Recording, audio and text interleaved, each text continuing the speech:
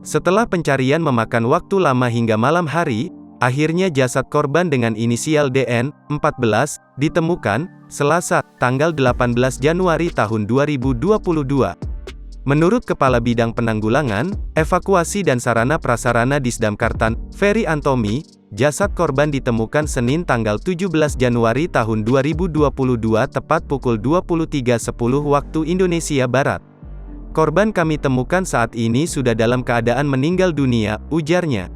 Ia menjelaskan dalam proses pencarian jasad korban sendiri dilakukan oleh tim gabungan yang terdiri dari BPBD, Damkartan, Satpol PP, TNI dan Polri.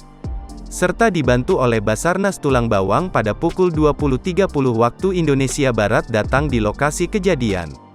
Karena upaya pencarian tidak kunjung ditemukan, akhirnya tim Basarnas datang ke lokasi untuk membantu pencarian korban tenggelam, jelasnya.